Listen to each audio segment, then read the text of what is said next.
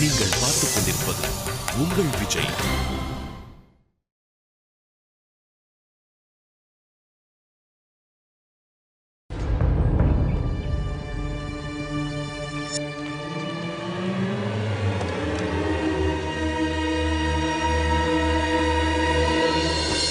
பவித்ரா, நல்லபடியா போயிட்டு வாமா.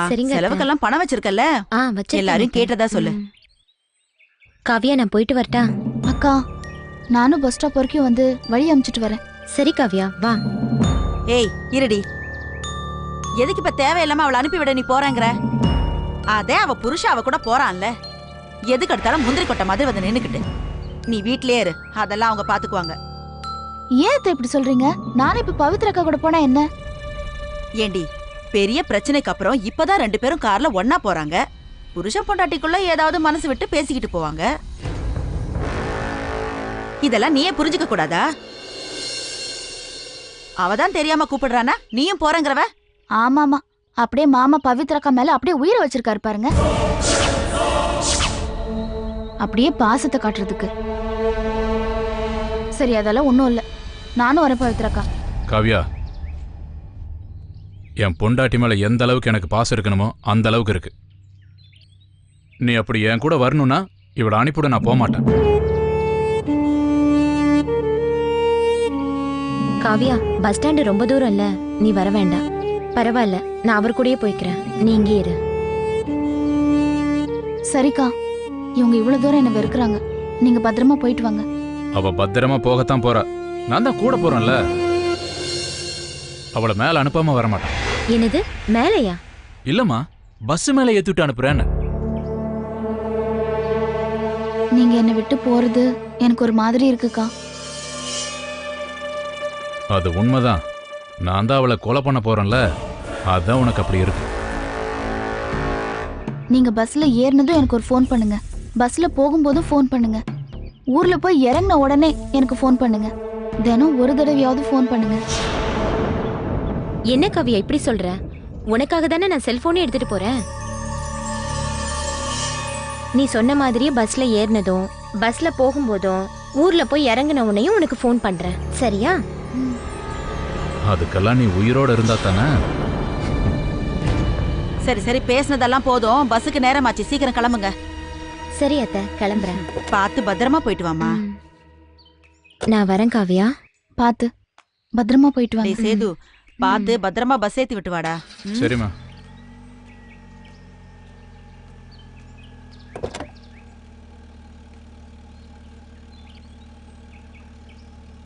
விட்டு வந்துடுறேம்மா. சரி, வரேன் அத்தை. சரி, போயிட்டு வாங்க.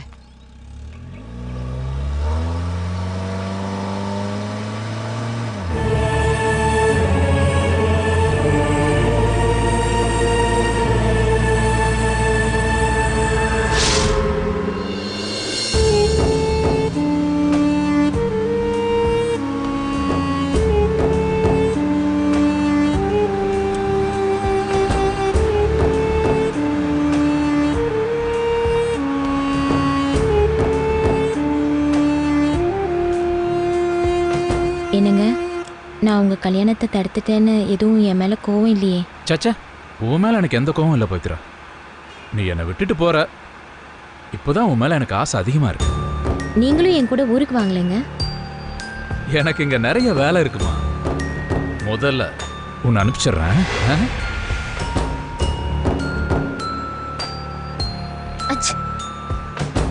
பவித்ரா, ரோட்ல தூசி அதிகமா இருக்கு, ஒரு நிமிஷம் இரு. இதை வச்சுக்க, மூக்கல தும்மல் வராது.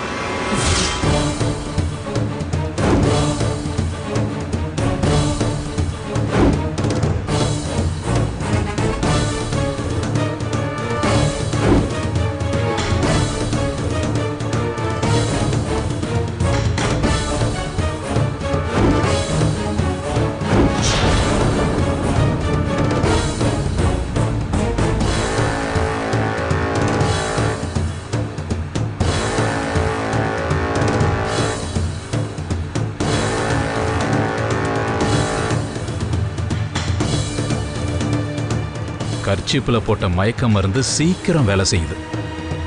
உன்னை நான் அப்படியே கொண்டு போய் புதைக்க வேண்டியதாண்டி.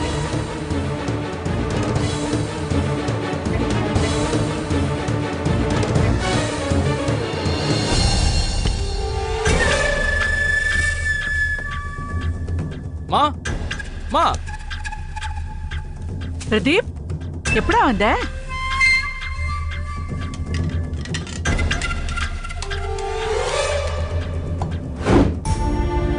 டேய், நீ போலீஸ் ஸ்டேஷன்ல இருக்கேன்னு சொன்னதுல இருந்து என் புள்ள ஜெயில இருக்கானேன்னு அழுதுகிட்டு சாப்பிடாம கூட இருக்கேன்டா. ஏம்மா இப்படி இருக்க? ஆளை கண்டா ஒரு பேச்சு, ஆளை காணல ஒரு பேச்சா? 2-3 நாளா போலீஸ் ஸ்டேஷன்லயே கிடந்தல்ல, யாரோ ஒருத்தராவது இந்த வீட்டுல இருந்து வந்து என்ன பாத்தீங்களா? உங்க அழுகெல்லாம் பொய்மா. என் மேல உங்க யாருக்குமே அக்கறை இல்ல. ஏன்டா அப்படி பேசுற? உன் மேல தான்டா நான் உயிரியே வச்சிருக்கேன். அண்ணிய கேட்டு பாருடா, நீ போனதுல இருந்து பச்சை தண்ணி கூட பல்லுல படலடா. 2 நாள் இப்படி கிறங்கி போயிட்டியேடா. ஏமா, உனக்கு தான் வயசு ஆயிடுச்சு, வர முடியல. என் கூட பிறந்தவனுக்கு 2 பேர் இருக்கானுங்கல்ல, அவனுங்களாவது வந்து என்ன ஜாமீன் எடுத்துக்க கூடாதா? நான் வெளியே வரதுக்கு எவ்வளவு கஷ்டப்பட்டு தெரியுமா? அந்த திவ்யா, நாம ரிஜிஸ்டர் மேரேஜ் பண்ணிக்கலாம், நம்ம 2 பேர் வீட்லயுமே கல்யாணத்துக்கு ஒத்துக்க மாட்டாங்க, நம்ம 2 பேரும் எங்கேயோ ஓடி போய் கல்யாணம் பண்ணிக்கலாம்னு சொல்லிட்டு கூட்டிட்டு போயிட்டா. அவ என்ன கூட்டிட்டு போயிட்டு ஊரெல்லாம் நான் தான் அவளை கூட்டிட்டு போயிட்டுன்னு சொல்லிட்டா. இப்ப என்னடானா, சும்மா போனவனை பார்த்து சிரிச்சுப்புட்டு நான் தான் அவளை கையை பிடிச்சி எடுத்தேன்னு பொய் கம்ப்ளைண்ட் கொடுத்துட்டா. அதை உன் புருஷனை நம்பிக்கிட்டு என் மேல கேஸ போட்டாரு. அந்த இன்ஸ்பெக்டர் கூட எதுக்கு சார், பையன் பாவம், கேஸ் எல்லாம் போடாதீங்க அப்படி இப்படின்னு சொன்னாரு. ஆனா இந்த ஆளு கடைசி வரைக்கும் என் மேல இறக்கமே காட்டல. அப்ப அப்பா உன்னை ஜாமீன்ல எடுக்கலையா? அதைத்தானமா சொல்லிட்டு இருக்கேன். அவர்தான் அப்படி பண்ணிட்டாருல. சரி, நீயே அது வந்து என்ன ஜாமீன் எடுப்பன்னு பார்த்தா நீயும் வரல. கடைசியா என் ஃப்ரெண்டு மூலமா தான் ஜாமீன்ல வந்தேன். இந்த வீட்டுக்கு வரக்கூடாதுன்னு தான் நினைச்சேன். என்ன பண்றது? நீயும் அழுது புலம்புவ, இந்த வீட்டுல யாரும் உன்னை கண்டுக்க மாட்டாங்க. உன்னை நினைச்சுதான் எல்லாத்தையும் மறந்துட்டேன் இங்க வந்தேன். டேய், உன்னை யாரா உள்ள விட்டது? எந்திரடா. என் கண்ணு முன்னாடியே இருக்க கூடாது. பா சும்மா இருங்கப்பா. திரும்ப திரும்ப நான் தான் தப்பு பண்ணேன்னு சொல்லிட்டு இருக்கீங்க. நான் தான் எந்த தப்பு பண்ணலன்னு சொல்றேன்ல, அதை புரிஞ்சுக்க மாட்டேங்கிறீங்க. டேய், தப்பு பண்ணிட்டு என்னைய ஏத்து பேசுறியா? எந்திரடா. வீட்டை விட்டு வெளியே போறியா இல்ல சுட்டு தள்ளட்டுமா?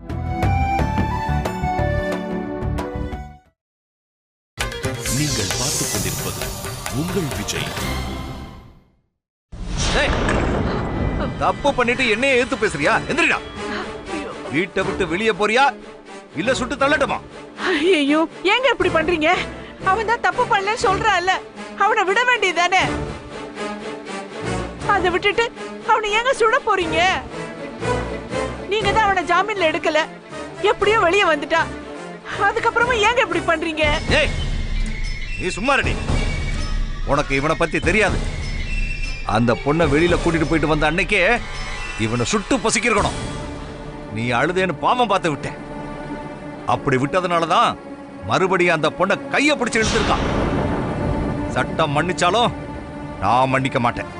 டேய், வெளியே போறியா இல்ல நான் சுடட்டுமா? அவ பாவங்க, தெரியாம பண்ணிட்டாங்க, அவனை விட்டுருங்க. இனிமே ஒழுங்கா இருப்பாங்க. திடுதிப்புன்னு வெளியே போச்சுன்னா அவன் எங்கெங்க போவான்? கொஞ்சம் யோசிச்சு பாருங்க.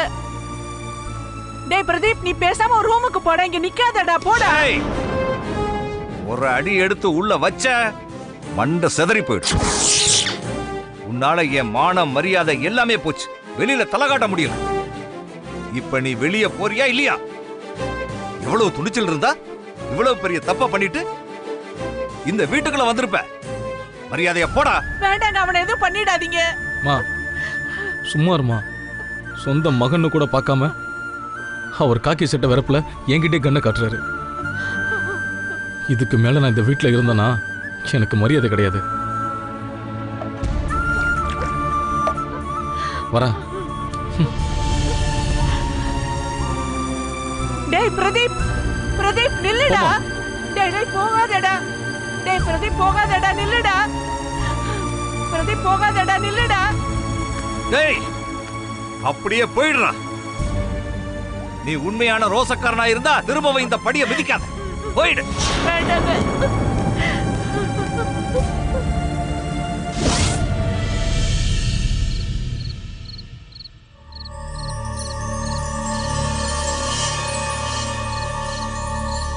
அக்கா ஃபோனே பண்ணலையே. ராத்திரி வேற ஆயிடுச்சு. நாம ஃபோன் பண்ணா நாட் ரீச்சபிள்னு வருது. பஸ் ஏத்தி விட போன சேது மாமாவையும் காணோம். என்னாச்சுன்னு தெரியலையே.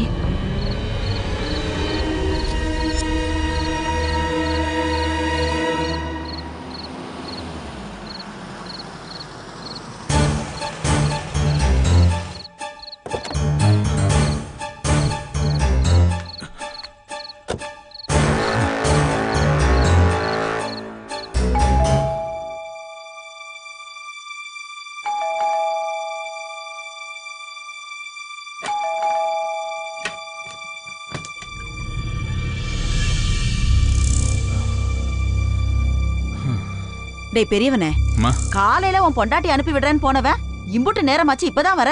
அனுப்பிட்டியா? அவளையெல்லாம் காலையிலே அனுப்பிச்சாச்சுமா. என்னடா குடிச்சிருக்கியா? அம்மா ராமேஸ்வரம் போற வேலை இருந்தது, அப்படியே பசங்களை பார்த்துட்டு வந்தேன். ம். சரி சரி, போய் ட்ரெஸ் மாத்திட்டு வா, அம்மா சாப்பாடு எடுத்து வைக்கிறேன். ஆ? சரிம்மா.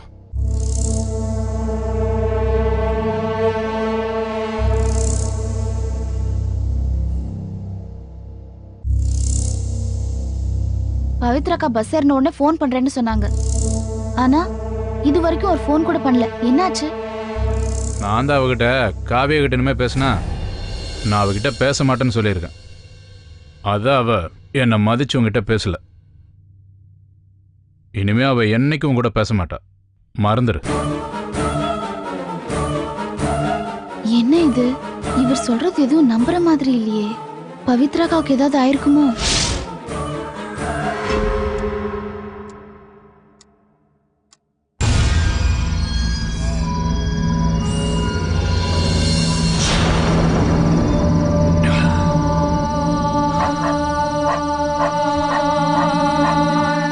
பவித்ரா, இங்கேயே குழிய வெட்டி உனக்கு சமாதி கட்டிடுறேன்.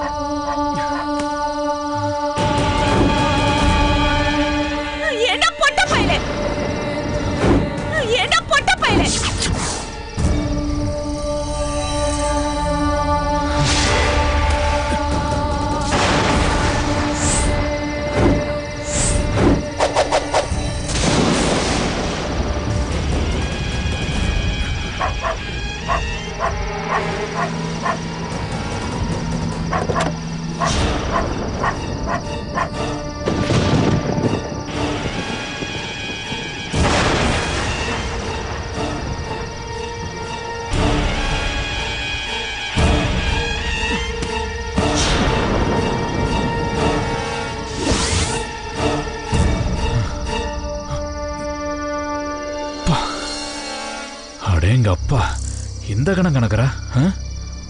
போனா கணக்குங்கிறத சரியா தான் சொல்லியிருக்காங்க. சனிய போகும்போது கூட கஷ்டத்தை கொடுக்குது.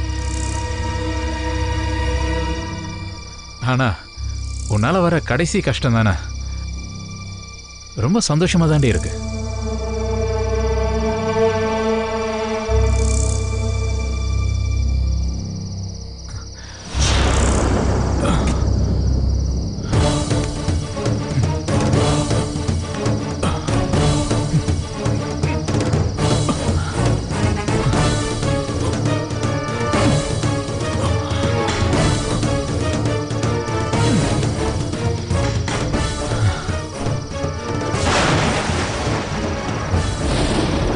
ஏண்டி நீ உயிரோட இருக்கிற வரைக்கும் வேற கல்யாணம் பண்ண விட மாட்டேன்னு சொன்னல, இப்ப பாத்தியா உன் கதைய மொத்தமா முடிச்சிட்டேன். நீ மண்ணோட கலக்கிறதுக்குள்ள வேறொருத்திய கல்யாணம் பண்ணிட்டு வந்து உன் சமாதிக்கு விளக்கேத்துற.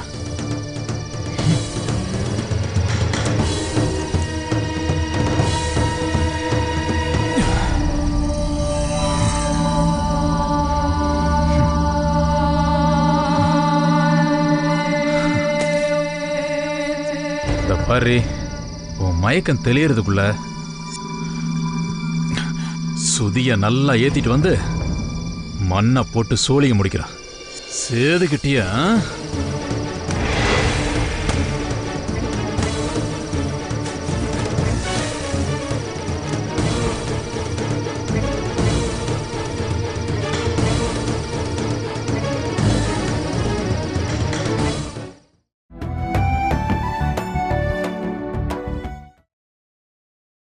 நீங்கள் பார்த்துக் கொண்டிருப்பது உங்கள் விஜய்.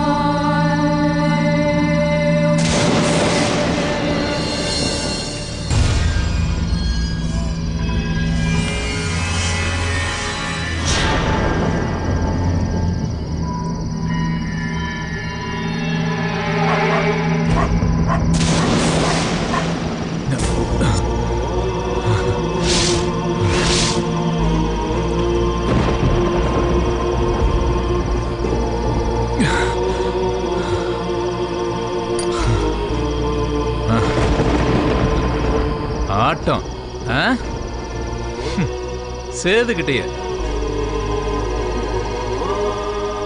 இன்னையோட என் பிரச்சனையெல்லாம் முடிஞ்சது.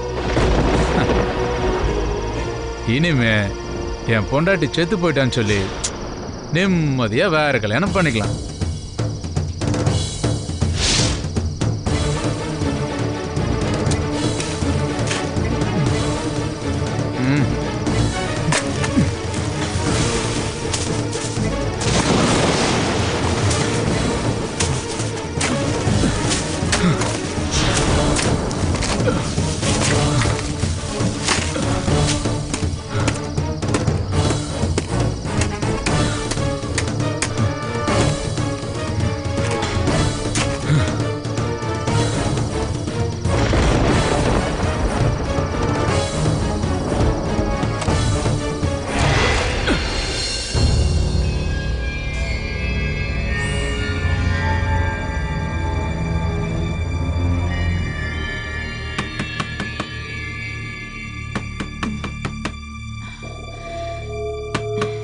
யார் இந்த நேரத்துல?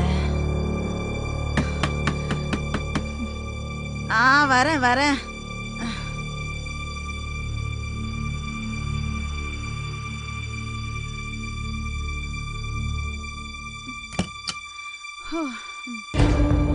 பெரியவனே, என்னடா என்ன விஷயம் சொல்லு, கேக்குறேன்ல. அதுவும் காலங்காத்தால. என்ன விஷயம்டா? என்னாச்சு சொல்லுங்கறல்ல. என்னடா? பவித்ராவை உயிரோட புதைச்சிட்டோமா? என்னடா சொல்றவ? பவித்ராவை புதைச்சிட்டியா? ஆமாமா, என் கல்யாணத்துக்கு எடுத்த அந்த கோவத்துல கொலை செஞ்சிட்டோமா. அட பாவி, ஏன்டா அப்படி பண்ண? நான் தான் அவளை ஊருக்கு அமிச்சிட்டு வேற ஒரு கல்யாணம் பண்ணி வைக்கிறேன்னு சொன்னேன்லடா. அதுக்குள்ள இப்படி அவசரப்பட்டுட்டியடா. ஊருக்கு அனுப்பி வைக்கிறேன்னு சொல்லி அவளை எமலோகத்துக்கு அனுப்பி வச்சிட்டியடா. டேய் சேது, இந்த விஷயம் மட்டும் வெளியில தெரிஞ்சதுன்னா உன்னை போலீஸ்ல புடிச்சிட்டு போயிடுவாங்களேடா. அதெல்லாம் எப்படிமா வெளியே தெரியும்? உன்னை என்னை தவிர வெளியே யாருக்கும் தெரியாது. மா, உங்ககிட்ட கூட சொல்லக்கூடாதுன்னு தான் பார்த்தேன். சரி, அவளை காணலன்னு நாளைக்கு அங்கே இங்கேயும் தேடுவல்ல, அதனாலதான் சொன்னேன். டேய், நான் தேடலன்னா அவ குடும்பத்துல யாரும் அவளை தேடாமையா இருப்பாங்க? இல்ல இந்த வீட்ல இருக்காளே ஒருத்தி படிச்சவ, அவ தேடாம தான் விட்டுருவாளா? அவ கேட்டான்னா நாங்க அவளை ஊருக்கு தான் அனுப்பி வச்சிருக்கோம், அவ எங்க இருப்பானே தெரியல அப்படின்னு சொல்லிரு. அப்புறம் வேற எங்கேயாவது புதைச்சு வச்சா யாருக்காவது சந்தேகம் வரும்னு சொல்லிட்டு தான் நம்ம வீட்டு பின்னாடியே புதைச்சிட்டேன்.